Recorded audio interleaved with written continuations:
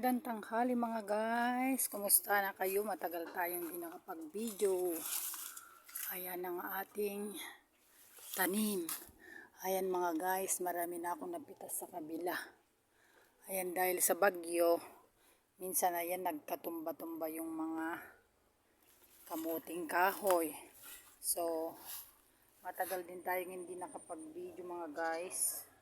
Hello, ayan ang dami nating mga gulay ngayon, mga talbos ng kamote, ang lalaki po ng dahon ng ating mga gabi, may ampalaya tayo, saluyot, tsaka mga kamote. So mamaya magbibideo ako doon sa dulo ng ating farm, ay napakadami pong mga papaya doon, maliliit pa lang, namumunga na. So mga guys, ayan mga ampalaya, ang gusto mag-ulam. Ito naman ang ating mga talbos ng kamote. Yan mga guys, kung makikita nyo, ayan ang bunga ng ating karabasa. Ayan mga guys, sa loob. Meron pa po dito sa taas. Ayan. Ayan po dyan sa garden, may mga bunga tayo ng mga gulay dyan. At mga bunga ng mga sitaw. Yan mga guys, ito po yung sinasabi nilang sitaw na turo. Yan mga guys, sitaw na turo. Kung makikita nyo po yan, yan yung sitaw na turo mga guys. So matagal po akong hindi nakapag-video dahil busy kami at medyo hindi magandang aking pakiramdam mga guys. So tingnan nyo ang sitaw na turo. Ayan mga bunga o karami. Marami rin tayong mga saluyot sa tabi. Ayan, kung gusto natin kumain ng papaya, mga talbos, kamote, meron po. So, tingnan nyo, naglalambitin na itong mga talbos yan. Dami pong saluyot, maraming gulay, maraming bunga po ng ating dyan. Ayan, kasi namumulaklak talaga na yung mga sitaw natin. So, ayan mga guys, ang sitaw natin na turo. Ayan. At ang ating papaya na napakalaki mga guys. Ang dami pong makahiya oh. Ayan pong ating papaya na very big. Ang laki kasi yung ibang bunga niya ay nabutas mga guys. Nabutas. So ayan ang aking garden sa tabi lang ng bahay. Ayan, so mamaya pipitasin ko na yata. Sumubra kasi sa laki yung iba. So parang na na naman guys oh. Kukunin ko na yan at paihinugin ko na. Baka sakaling may hinog na sa kwan. Tapos itong isa mga guys. Ayan, ang haba. Yung mga iba kasi napuno, nawala na ng bunga. Pero dun marami. Marami po kaming mga papayang tanim. Meron pa po dun sa dulo, meron pa dyan sa side. Bali 3 pangkat po, pinakadulo po ng farm, marami pong mga papaya. So mga guys, ganito lang dito sa baryo. Kailangan nakatira ka sa probinsya na marunong kang magtanim-tanim. Para sa ganun, meron kang inaani. So mga guys, kung makikita nyo yung mga kapitbahay namin ay mga palay. Oh. Ayan po yung mga kapitbahay namin dyan mga guys. Ayan. Kung makikita nyo, ayan po yung namin. Yan. Ang ganda po. Ayan na naman at parang yan na naman yung ulap. Kasi lagi naman pong umuulan kada hapon. Ayan. So napapaligiran kami dito ng mga ganyan.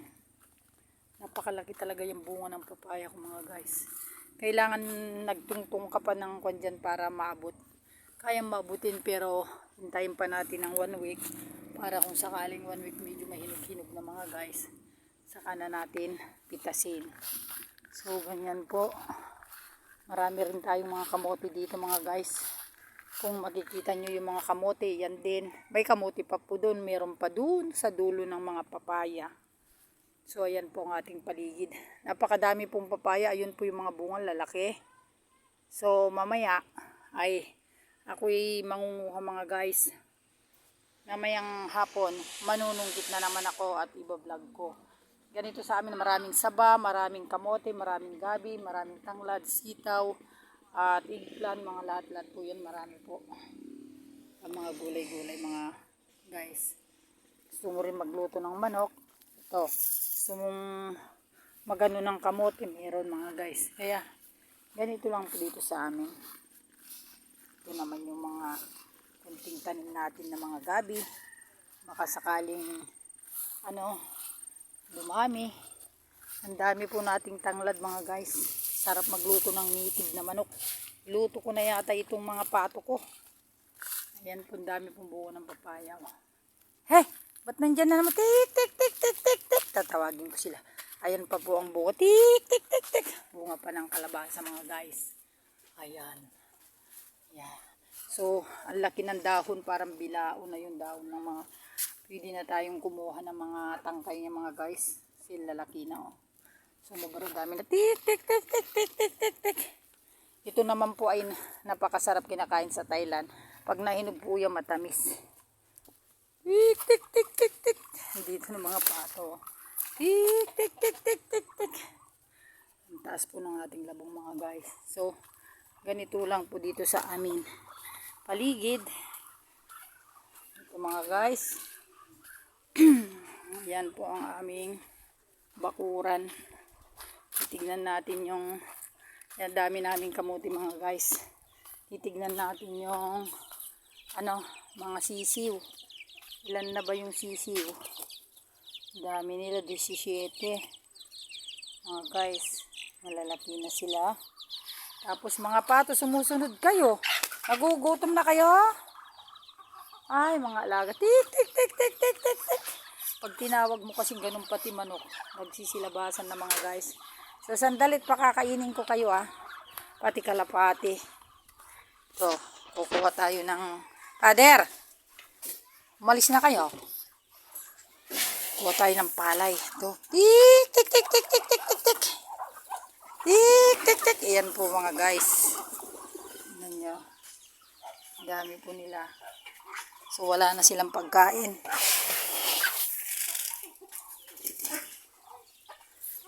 Tik, tik, tik, tik, tik, tik, tik.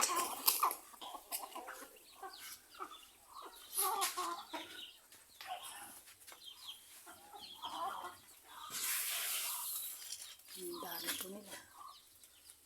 Tik, tik, tik, tik, tik, tik. Ayan mga guys, ang aming alaga. Ganito. Tik, tik, tik. Pati kalapati mga guys. Oh. Yan. Ganito po ang aming lugar dito sa probinsya. Mga guys, kasi dahil nagpapagawa kami ng bahay, hindi ko po naasikasong nagbablog. Mga guys, ayan po ang pinakamaganda sa naghalo na yung kalapate. Ayun yung kalapate. Manok. Pato, iti, kaya na sila. Yan guys.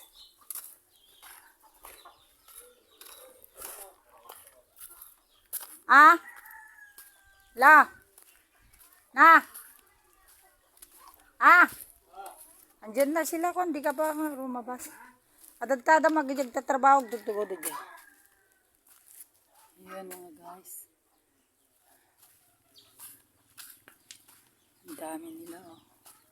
So ganito sa aming paligid mga guys. Ayan. Takaw nila oh. Ayan oh. Ang tataba ang aming itik mga guys. Ayan. Ito po ang aming kubo-kubo nung wala pa po kaming bahay. Dahil ginagawa nga po yung bahay. Ito po yung kubo-kubo namin na yun naman mga ng manok, ito namang garahian. So tignan nyo mga guys, yan sila. Ang daming gandang tignan. Ito naman yung mga nagugutom na rin kayo. Nasaan yung pagkain nyo? Di ko naman alam yung pagkain nyo kasi. Yan po ang aming paligid. So ito naman po ang aming kubo-kubo. Ito naman po yung guys yung aming pispan. Ayun, may isdang malalaki. Ayun, mga tilapia. Ayun mga guys, may mga tilapia lalaki oh. Ito po yung kubo-kubo namin nung hindi pa po nagagawa yung bahay. So dito nag-iitlog yung mga pato. So yan mga guys. Ayun, yung mga mangga naman ng mga iba dyan ay hindi na namunga. Ayan, kung makikita nyo po yung lugar namin, ito po yung aming lugar dito sa Mayantok. Guys. So, ayan. Ito kung lalaki ng mga puno na wala namang mga bunga. Yan, may mga isda po pala dyan. Marami po yung tulya. Mga guys. So, ito yung kubo namin kasi noon. Medyo sira na. Andyan yung maraming mga gamit. Dito lang sa tabi-tabi, makuntinto ka naman na kasi dito lang, nandyan na yung mga gulay kung gusto kong maggulay. Nandito na mga guys, may mga gabi tayo. Ayan, patola. Ito yung mga bunga ng patola mga guys, ang haba. Nakikita nyo po itong patola mga guys. Ang haba. Tapos, ito naman yung bira. Ayun po yung pambunga niya mga guys. Ang haba. Kita nyo po mga guys. Patola. Mga 1 linggo po ito. Pwede nang anihin. Kung gusto mo naman kumuha ng mga kamote, yan. Ang ganda ng bulaklak ng patola mga guys. So maganda ang magtanim talaga. Kasi pag may tinusok na siya ng pakikinabangan mo. So ayan po mga guys. At ito naman yung aking mga tanim na tumirik dito. Kaya ako nagtanim ganyan para pag gumawa ako ng kakanin. Itong dilaw na ito, meron na yan mga guys. Ganyan lang mga guys ang buhay sa mundo.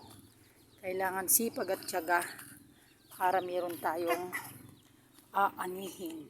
Tanga nila. So ito na yung bahay. Yan yung kubo. Naggidda mataaso na. Kinibor mo ata. Yan mga guys. Ayan. Ayan na sila. Wala pa si Rigi.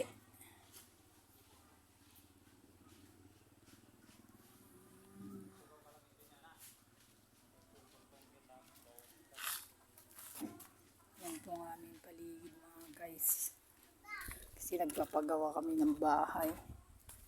So,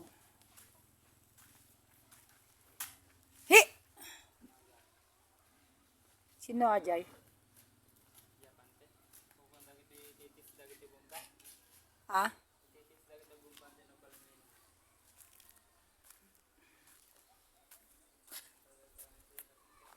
Awa mo marara midda kita patistis daga di da mo mangted ti kwa. Mangted da ati pagbayad nga binulan ti ko ako mataduhang kang uminiinuman iti bumban. Wen, idta lahat ang mangalan. Ayan mga guys ang aming mga puno. Ang dami lang puno po yung mangga. Pero dalawa lang ang namumunga. So, ang ginawa namin yung iba, dahil di mamumunga, madadaganan niya yung ginagawa ng bahay, pinagputol namin sa puno. So, yan guys, kasi nga dahil nababasa kami. Yung bahay kasi dun sa kubo, pinagtiyagaan na rin. Kaya yan mga guys, kahit pa paano, nagano na rin tayo dito. Ayan, dami rin panggatong mga guys. Sagana naman tayo sa panggatong mga guys. Salamat sa inyong panonood. God bless you mga ka-YouTube. Sana subscribe nyo naman ako sa aking YouTube channel. Mga guys, Dilia Santos Vlog. Bye bye. God bless you all.